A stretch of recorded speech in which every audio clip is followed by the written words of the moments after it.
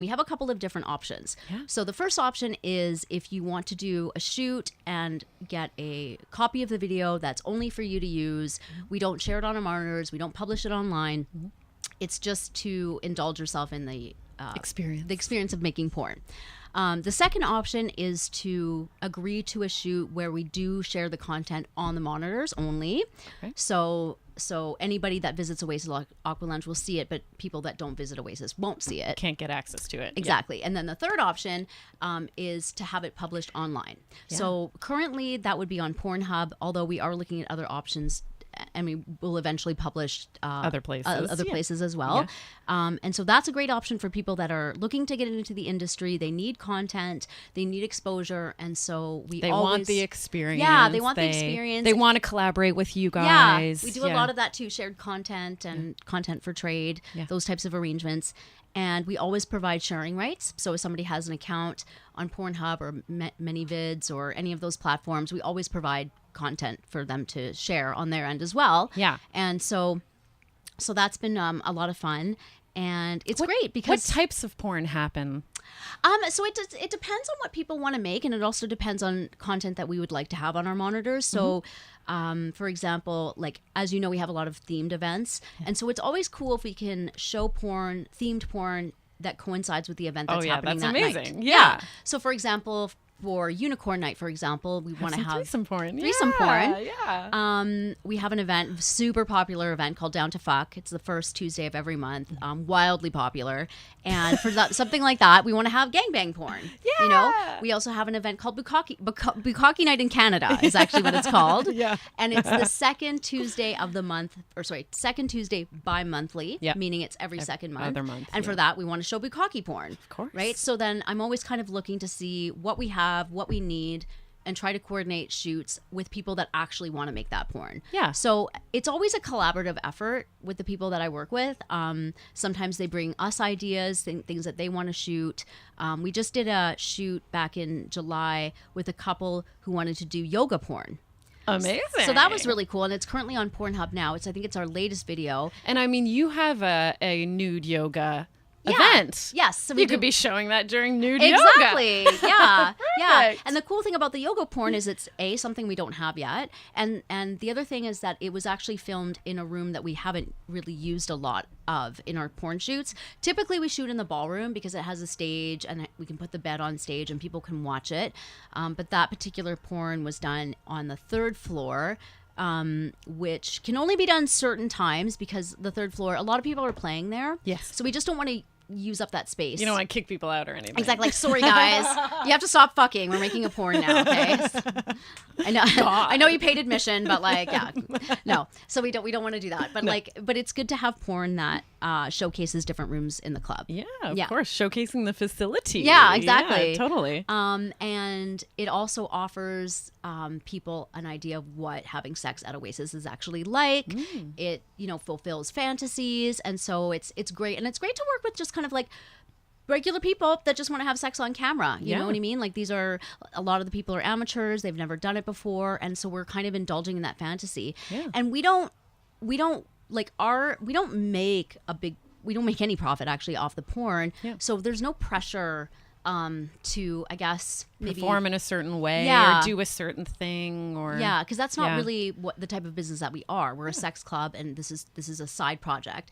And so there just isn't the pressure that I guess maybe other performers would feel if they were working like with a big studio or something of like having that. To shoot a certain porn with a certain person or start right all that kind of stuff. Okay, right. So it's gonna come off probably a little more organic. Yeah, it could, more fluid, less presentational potentially. Yeah, I mean, we definitely want to have it look as good as we can, and especially like we want people to get a product that they really like, and so there's a lot of thought and consideration that goes into that. But at the same time, I mean, we understand these are human beings having sex, and that's just it's gonna be the way that it is. Yeah. And we just want to make that look as natural and organic as we can. Yeah.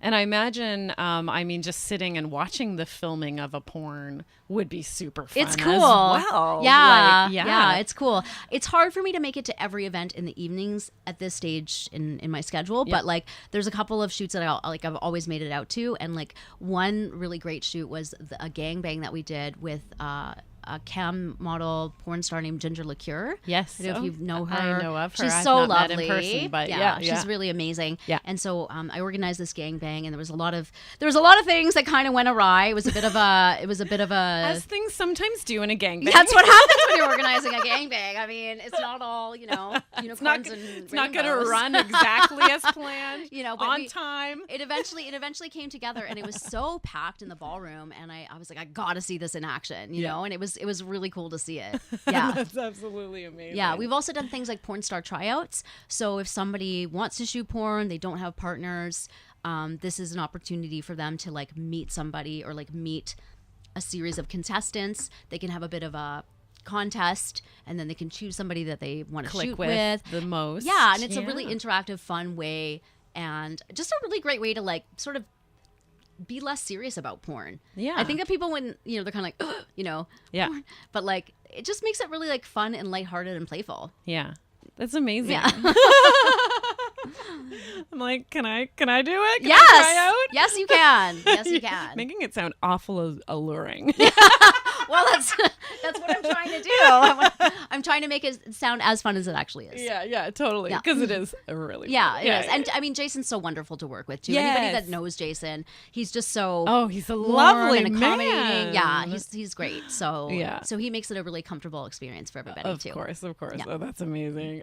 Okay, one of the things that we did want to talk about is this event I think is going to happen by the time that this airs. Right. But the topless, the Yeah. Go Topless March. Intersectional Go Topless right? March. Right. Okay, tell me about this. This is so great. I'm so excited about this. So on August 26th, that is the official Go Topless Day. And it actually coincides with Women's Equality Day.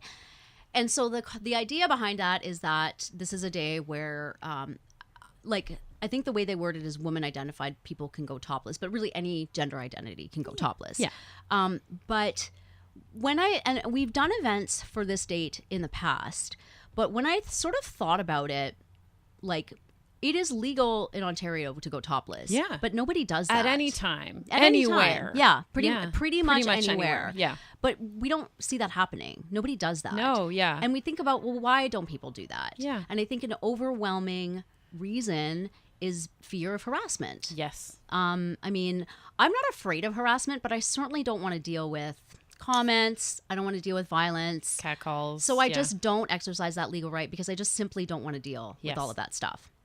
And somebody had posted something on social media about how frustrating it is for them as a woman-identified person to barely be able to go jogging down the street, not even topless, without getting harassed and catcalled Yeah. and stuff like that. And so it sort of made me think, we should really do something important with this date and address the reasons why people aren't exercising this legal right. Yeah. So the march is in protest of sexual harassment of topless folks, but it's also a time for us to come together and be empowered and be topless in the safety in numbers. Yes. So instead of me just walking down the street or with my partner like on Go Topless Day and like just being bombarded by harassment, I can march with strength in numbers, baby. Yeah, exactly. So it's an empowering march.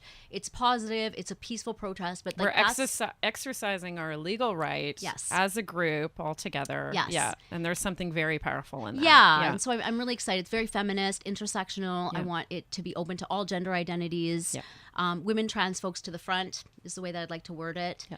And then I just posted a PSA today about photographers who want to take pictures because I've had some requests for people that want to take pictures at the march.